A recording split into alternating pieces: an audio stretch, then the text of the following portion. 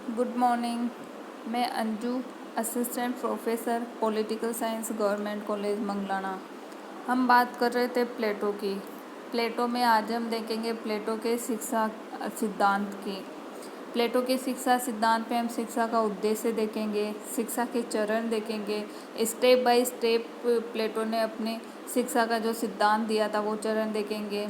विशेषताएं देखेंगे कि प्लेटो की शिक्षा में क्या विशेषताएं हैं, आलोचना देखेंगे। प्लेटो की सबसे फेमस किताब थी रिपब्लिक। उस किताब लिखने का प्लेटो का उद्देश्य था समाज में न्याय की स्थापना करना और न्याय प्राप्ति का स्रोत या माध्यम था शिक्षा। प्लेटो के अनुसार शिक्षा के माध्यम से ही न्यायपूर्ण समाज और न्यायपूर्ण राज्य की स्थापना की जा सकती है। प्लेटो की मान्यता थी कि किसी भी श्रेष्ठ राजनीतिक जीवन के निर्माण के लिए श्रेष्ठ शिक्षा प्रणाली का होना नितांत आवश्यक है। एक श्रेष्ठ शिक्षा व्यवस्था ही श्रेष्ठ समाज का निर्माण कर सकती है, श्रेष्ठ राज्य का निर्माण और श्रेष्ठ शासक का निर्माण कर सकती है।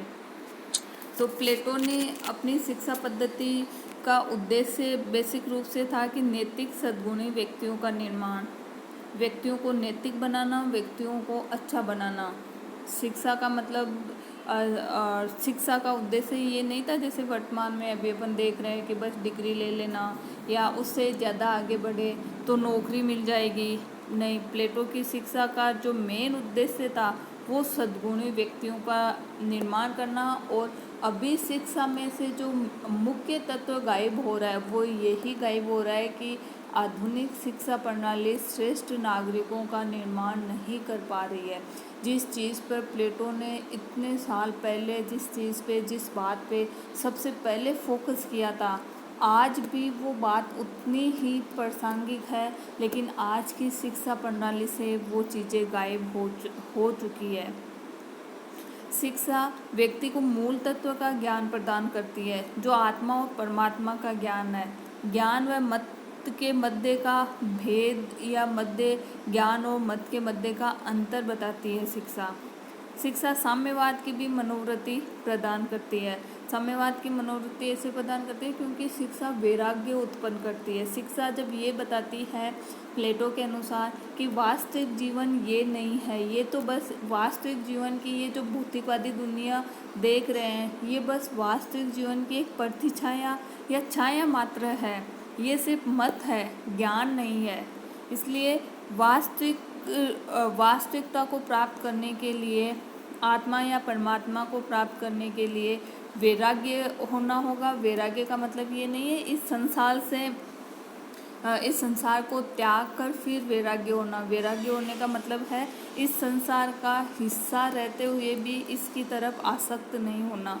ये वैराग्य है प्लेटो के अनुसार। और प्लेटो की शिक्षा साम्यवाद की मनोवृत्ति प्रदान करती है क्योंकि ये जीवन में वैराग्य उत्पन्न करती है। वैराग्य इसलिए उत्पन्न करती है क्योंकि शिक्षा के माध्यम से आत्मा परमात्मा का ज्ञान होता है। शिक्षा के माध्यम से, प्लेटो की शिक्षा के माध्यम से व्यक्ति को इस बात का ज्ञान होगा कि मेरी आत्मा में डोमिनेंट गुण कौन सा है, प्रधान गुण कौन सा है। उस गुण के अनुसार ही व्यक्ति कार्य करेगा, अपने स्वभाव के अनुसार ही व्यक्ति को कार्य करना होगा। शिक्षा में अंधकार से प्रकाश की ओर ले जाती है जो व्यक्ति को अज्ञान व बंधन से मुक्त करती है। शिक्षा के से ज्ञान और मत के मध्य का अंतर पता चलता है। सामाजिक पद्धति का निर्माण होता है। जैसे शिक्षा से 3 वर्गों का निर्माण बताया था समाज में प्लेटो ने, उत्पादक वर्ग, शासक वर्ग और सैनिक वर्ग। इन तीनों वर्गों का क्लासिफिकेशन शिक्षा के माध्यम से ही हो सकता है और इन तीनों वर्गों का निर्माण होता है व्यक्ति की प्राकृतिक गुणों के कारण, व्यक्ति की स्वाभाविक प्रवृत्ति के कारण। अब इनका निर्माण कैसे होगा ये अपन शिक्षा के चरण देखेंगे तब ये चीज़ समझ में आ जाएगी। शिक्षा द्वारा ही दार्शनिक राजा का निर्माण होगा और साम्यवाद यानी बौद्धिक संपत्ति व परिवार के अभाव की प्रवृत्ति भी मनुष्यों में पैदा होगी। प्लेटो की शिक्षा के चरण देखने से पहले हम देखते हैं कि उस टाइम जो यूनान के नगर राज्य थे उसमें जो मेन रूप से दो तरह की शिक्षा पद्धति या दो तरह की शिक्षा योजना का प्रचलन था। एक थी एथेंस की शिक्षा योजना और दूसरी थी स्पार्टा की शिक्षा योजना। और एथेंस और स्पार्टा में कई सालों तक युद्ध चला था और उसमें अंततः विजय स्पार्टा की हुई थी। तो पहले हम इन दोनों शिक्षा योजनाओं को समझते हैं, क्योंकि प्लेटो की जो शिक्षा योजना है इन दोनों शिक्षा योजनाओं का समन्वय है, इसलिए इनको जानना भी जरूरी है। तो एथेंस की शिक्षा को 3 भागों में बांट सकते हैं अपन लोग: प्राथमिक शिक्षा, माध्यमिक शिक्षा और उच्च शिक्षा। प्राथमिक शिक्षा 6 से 14 वर्ष तक के बच्चों के लिए होती थी।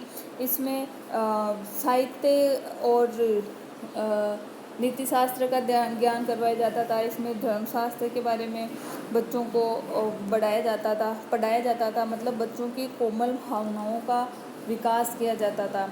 भावनाओं का विकास 6 से 14 वर्ष तक की आयु की जो शिक्षा व्यवस्था थी उससे करवाया जाता था। उसके बाद में माध्यमिक शिक्षा जो 14 से 18 वर्ष की आयु के बीच में दी जाती थी। माध्यमिक शिक्षा सोफिस्टों द्वारा दी जाती थी। सोफिस्ट वो लोग थे जो घर घर घूमकर शिक्षा दिया करते थे, यानी शिक्षा का व्यवसायीकरण हो रखा था। शिक्षा वो ही लोग ले पाते थे जो सोफिस्टों को पेमेंट कर सकते थे। तो सोफिस्टों द्वारा धन लेकर ये शिक्षा दी जाती थी। इसमें सामान्यतः राजनीतिक, अलंकार व भाषण कला के बारे में शिक्षा दी जाती थी। ये शिक्षा बहुत महंगी होती थी, इसलिए धनाढ्य वर्ग के कुछ गिने चुने लोग इसका लाभ उठा सकते थे, क्योंकि गरीब लोगों के पास में सोफिस्टों को चुकाने के लिए धन नहीं होता था। सर्वसाधारण वर्ग तो साधारणतः इससे वंचित ही रह जाता। इस माध्यमिक शिक्षा का प्रमुख उद्देश्य व्यक्ति को राजनीतिक जीवन का प्रशिक्षण देना होता था।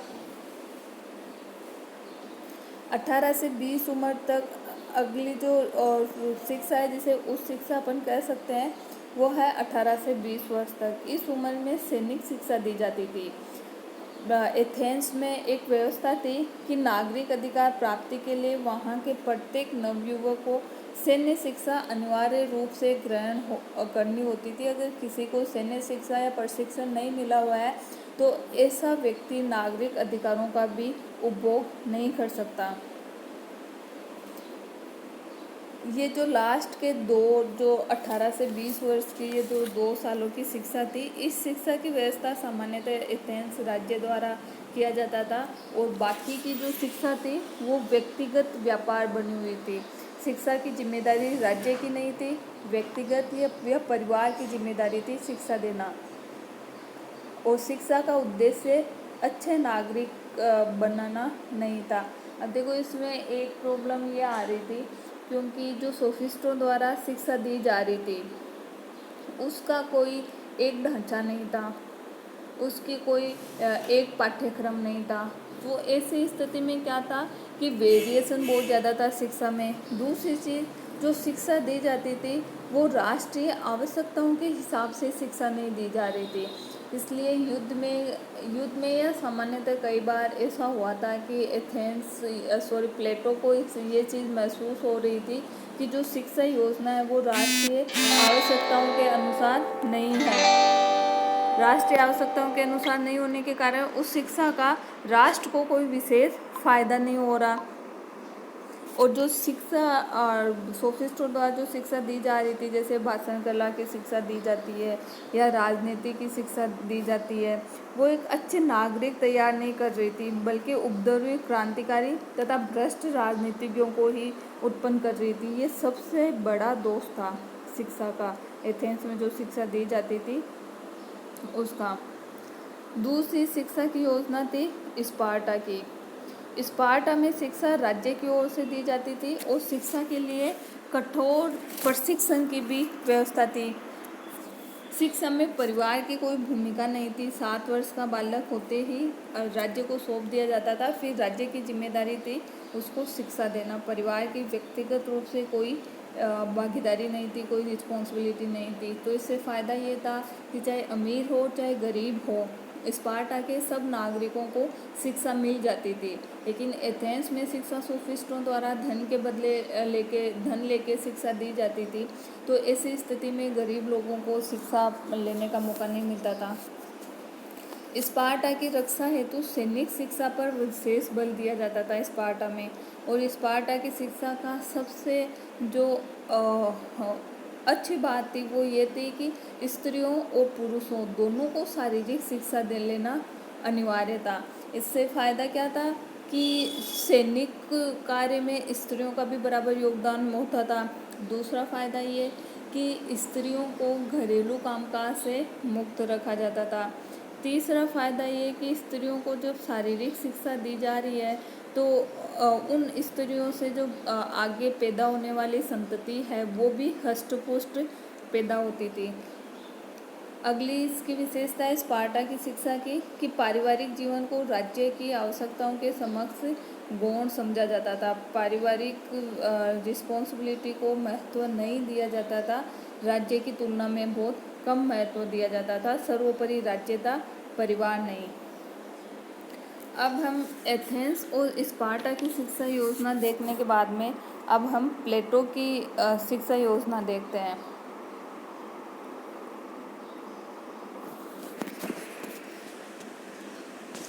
प्लेटो की शिक्षा को अपन 3 चरणों में बांट सकते हैं। शिक्षा के चरण व विषय वस्तु को 3 चरणों में बांट सकते हैं। जो पहला चरण है वो है 10 से 20 साल की उम्र का।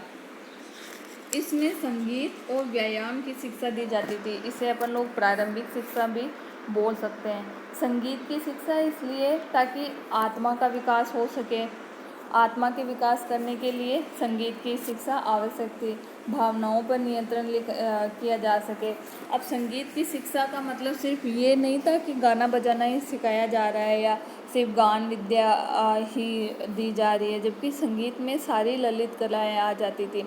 जैसे साहित्य भी आ जाता, गीत, नृत्य, मूर्तिकला, चित्रकला, सारी ललित कलाओं को मिलाकर संगीत की शिक्षा दी जाती थी, जो भावनात्मक विकास करती थी, व्यक्तियों को मानसिक रूप से मजबूत बनाती थी।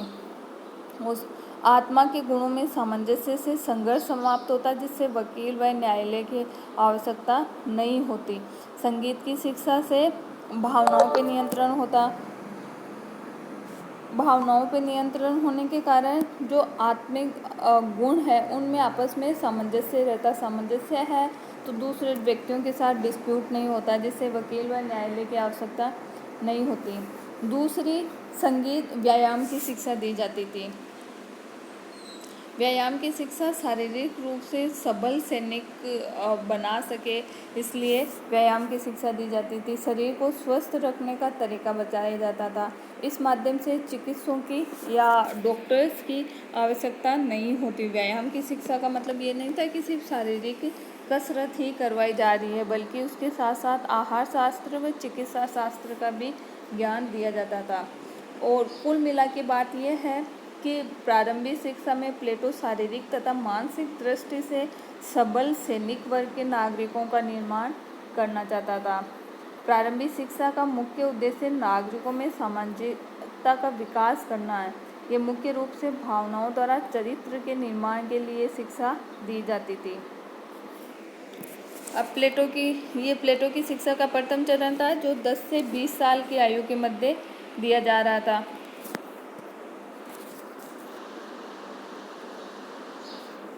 प्लेटो की शिक्षा का दूसरा चरण जो 20 से 30 साल की उम्र के बीच में। अब 10 से 20 साल की उम्र के बीच में जब प्रथम चरण कंप्लीट हुआ तो उस समय एक एग्ज़ाम लिया जाता था।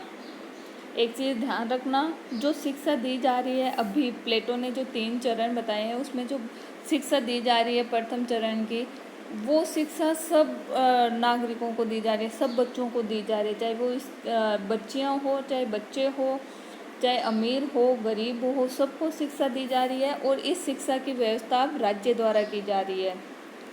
तो 10 से 20 साल तक शिक्षा देने के बाद में एक एग्ज़ाम कंडक्ट करवाया जाएगा राज्य के द्वारा।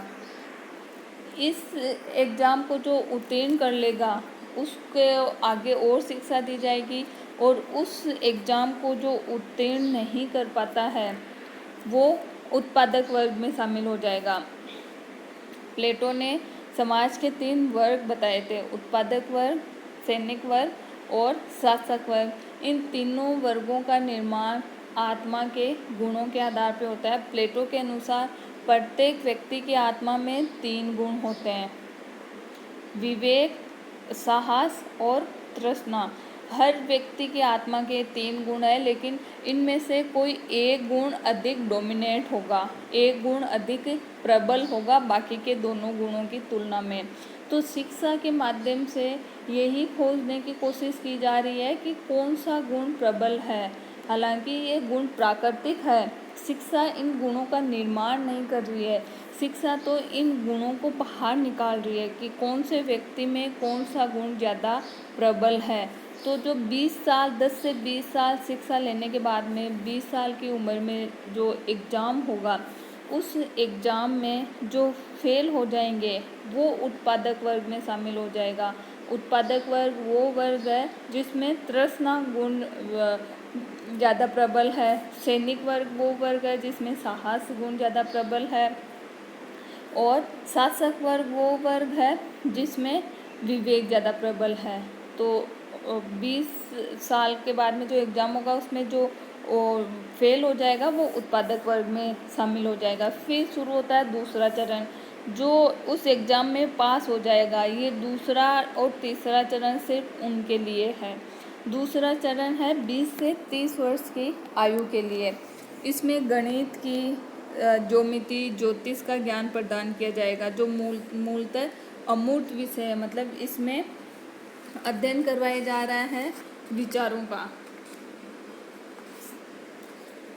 इसमें विज्ञान और तर्क के अध्ययन पर अधिक बल दिया जा रहा है। विज्ञान तथा तर्क के आधार पर सत्य की खोज की जा रही है और यही उच्च स्तरीय शिक्षा का लक्ष्य है। प्लेटो अंकगणित का दार्शनिक महत्व मानता था, क्योंकि प्लेटो का मानना था कि अंकगणित का व्यवहारिक महत्व भी है, क्योंकि सेनापति के लिए संख्या ज्ञान होना आवश्यक है। सेनापति के लिए संख्या ज्ञान होना आवश्यक है। इसमें ज्योतिष शास्त्र का भी ज्ञान दिया जाता था। इसमें ज्योमिति को भी बताया जाता था। गणित शिक्षा से सैनिक चक्रव्यूह बनाने में सहायता और शिक्षा का मूल उद्देश्य विचारों का ज्ञान, अमूर्त का ज्ञान है। अतः इन विषय वस्तुओं से अमूर्त विषयों का अध्ययन किया जा सकता था। ये जो दूसरा चरण संपन्न हुआ 20 से 30 वर्ष की आयु के मध्य, इसमें ज़्यादा फोकस किया जा रहा है रैशनैलिटी पर, ज़्यादा फोकस किया जा रहा है तार्किक चीज़ों पे, विज्ञान पे फोकस ज़्यादा किया जा रहा है। अब यहाँ पे भावनाओं का विकास नहीं हो रहा। भावनाओं का विकास बस 20 साल की उम्र तक ये रहता है कि अभी बालक में भावनाओं का विकास होने का समय है मनोवैज्ञानिक रूप से। 20 साल तक बालक जब युवावस्था में आ जाता है तो उसके बाद में उसमें तर्कशास्त्र की क्षमता बढ़ाने पे प्लेटो ने जोर दिया। 30 साल तक शिक्षा लेने के बाद में एक एग्ज़ाम और कंडक्ट करवाया जाएगा राज्य के द्वारा। जो इस एग्ज़ाम में फेल हो गया वो सैनिक वर्ग में शामिल हो जाएगा। 20 साल के एग्ज़ाम में 20 साल की उम्र में जो एग्ज़ाम हुआ उसमें जो फेल हुआ वो उत्पादक वर्ग में शामिल हो गया। उसमें जो पास हुए वो संरक्षक वर्ग में शामिल हो गए। ध्यान रखना, संरक्षक वर्ग में शासक वर्ग भी है और सैनिक वर्ग भी है। अब 20 से 30 साल 10 साल तक उनको और शिक्षा दी गई। अब 30 साल की उम्र में उनका और एग्ज़ाम करवाया जा रहा है 10 साल शिक्षा देके। अब इस टाइम जो फेल हो गया वो सैनिक बन जाएगा और जो 30 साल में जो एग्ज़ाम करवाया उसमें पास हो गया उसके लिए शिक्षा का तीसरा चरण है। ध्यान रखना, शिक्षा का तीसरा चरण सैनिकों के लिए या सैनिक वर्ग के लिए नहीं है, सिर्फ और सिर्फ शासक वर्ग के लिए है। इसमें द्वंद्ववाद का या द्वंद्वात्मक अध्ययन किया जाता है, करवाया जाता है। इसमें दर्शन शास्त्र का अध्ययन किया जाता है जिसके माध्यम से आत्मा का ज्ञान हो, हमें विचारों के जगत में लाया जा सके। अब 30 वर्ष तक शिक्षा लेने के बाद में 5 वर्ष तक अर्थात 30 वर्ष से 35 वर्ष की आयु तक प्लेटो ने उच्चतर शिक्षा की व्यवस्था की है। ये शिक्षा मुख्यतः द्वंद्वात्मकता की शिक्षा होगी जिसमें दर्शन शास्त्र के अध्ययन पर बल दिया जाता है। अब इसमें द्वंद्वात्मक रैशनैलिटी बताई जाएगी। दर्शन शास्त्र पर विशेष रूप से जोर दिया जाएगा। इसमें विचारों के जगत में लाया जाता है। भौतिक जगत से नाता तोड़ा जाता है और विचारों के जगत में लाया जाता है। मतलब इसमें ये बताने की कोशिश की जाती है कि जिस जगत में आप रह रहे हो वो जगत भौतिक जगत है, वो वास्तविक जगत नहीं है। विचारों का जगत एक दूसरा जगत है जो वास्तविक जगत है। ताकि ये बताने का उद्देश्य ये था कि ताकि जो शासक वर्ग है उसका भौतिकता में मन नहीं लगे या भौतिकता की मोह माया में वो रचे बसे नहीं, ताकि दार्शनिक राजा के रूप में वो शासन कर सके। अब 35 वर्ष तक अध्ययन करने के बाद में 15 वर्ष का प्रशिक्षण होता है। प्रशिक्षण का मतलब उसे जिंदगी के व्यवहारिक अनुभवों से अवगत करवाया जाता है 15 वर्ष तक। यूं करके जो प्लेटो का शासक है वो 50 वर्ष तक उसका शिक्षा चलती रहेगी। 50 वर्ष तक शिक्षा लेने के बाद में ही प्लेटो का शासक या प्लेटो को दार्शनिक राजा मिलता है। प्लेटो की जो शिक्षा योजना है उसमें व्यक्ति के आत्मा के गुण के आधार पर उसे शिक्षा दी जाती है। व्यक्ति के स्वभाव के आधार पर उसे शिक्षा दी जाती है, जिससे वो अपना उत्कृष्ट या सर्वश्रेष्ठ अपना दे सकता है अपने कार्य में। देखो, एक ये समस्या अभी भी समाज में बहुत देखने को मिलती है। जैसे कोई व्यापारिक स्वभाव वाला व्यक्ति है, उसे आप शासक बना दो। व्यापारिक स्वभाव वाला व्यक्ति है, उसे आप रक्षा मंत्री बना दो, तो वो क्या करेगा? व्यापार करेगा, देश के रक्षा से संबंधित सौदे करेगा। उसमें नुकसान भी हो सकता है और फ़ायदा भी हो सकता है। व्यापारी को अगर शासक बना दिया जाए तो देश की व्यवस्था डामाडोल हो जाएगी। ये स्थिति अभी देखने को मिल रही है। व्यक्ति के द्वारा या नागरिकों के द्वारा कार्य उनके स्वभाव के आधार पर नहीं किए जा रहे हैं। इसीलिए अभी की जो अव्यवस्था है उसके पीछे का मेन कारण यही है। प्लेटो ने उस टाइम इतने समय पहले अपनी दूरदृष्टि से ये चीज़ समझने की कोशिश की थी कि अगर व्यक्ति को उसकी इच्छा के अनुसार काम करने की स्वतंत्रता नहीं हो तो ऐसी स्थिति में उसके द्वारा अपना सर्वश्रेष्ठ नहीं दिया जा सकता और न ही वो कार्य अच्छे से किया जा सकता है। व्यापारी व्यापार ही कर सकता है। एक शासक अगर व्यापारी बन गया तो वो तो लालच करने लग जाएगा, तो ऐसी स्थिति में वो शासन कैसे कर पाएगा। अब देखते हैं प्लेटो की जो शिक्षा है,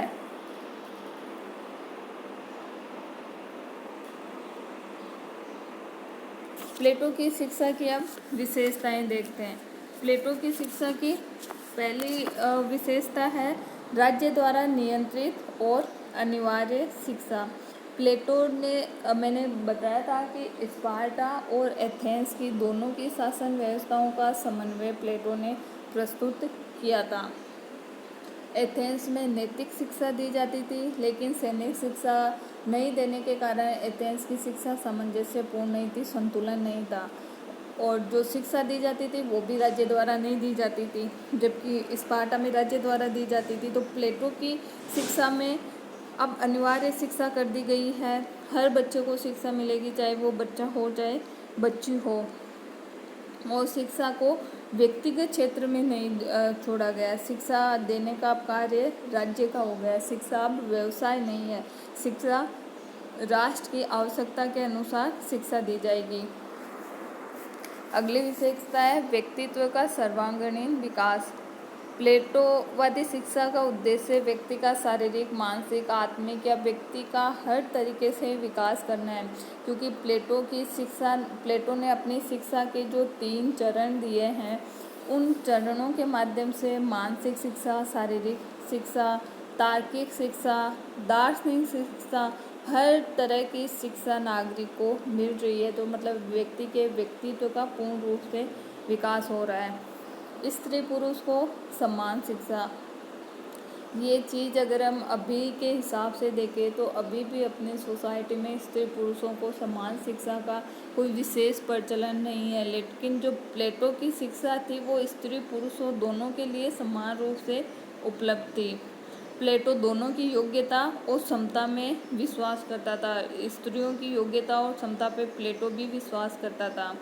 वह दोनों के समान प्रशिक्षण पर बल देता था, दोनों को ही राज्य के कार्य के लिए तैयार करना चाहता था। मतलब प्लेटो की शिक्षा के अनुसार दार्शनिक रानी भी हो सकती है। मतलब दार्शनिक राजा सिर्फ पुरुष ही नहीं है, दार्शनिक राजा महिला भी हो सकती है। शरीर और मन दोनों का विकास। प्लेटो की जो शिक्षा योजना है, जैसे जो प्राथमिक शिक्षा की अपन ने बात की थी, उसमें संगीत और व्यायाम की शिक्षा दी जा रही है। तो इससे व्यक्ति का शारीरिक और मानसिक दोनों विकास हो रहा है। व्यायाम और मन के विकास के लिए संगीत की शिक्षा को पाठ्यक्रम में सम्मिलित किया जा रहा है। ऑल ओवर प्लेटो की जो शिक्षा योजना है वो बहुत संतुलित शिक्षा है। प्लेटो की शिक्षा से दार्शनिक राजाओं का निर्माण हो रहा है। और जो प्लेटो ने शिक्षा का पाठ्यक्रम निश्चित किया है वो आयु वर्ग के हिसाब से निश्चित किया है कि कौन से आयु वर्ग में बालक के कौन से गुणों का ज़्यादा विकास हो सकता है। उस आधार पे ही प्लेटो ने अपनी शिक्षा को और अपना पाठ्यक्रम सेट किया है। जैसे 20 साल की उम्र तक भावनाओं का विकास हो सकता है या शरीर का ज़्यादा विकास होता है, तो उस टाइम संगीत और व्यायाम की व्यवस्था की। अब 20 साल के बाद में युवावस्था में भावनात्मक नहीं होके नागरिक को थोड़ा रेशनल होना चाहिए, थोड़ा तार्किक होना चाहिए, तो उस टाइम विज्ञान और तर्क की शिक्षा पर जोर दिया। इस प्रकार प्लेटो की शिक्षा संतुलित है। उम्मीद है मुझे कि आपको प्लेटो की शिक्षा योजना समझ में आई होगी। धन्यवाद।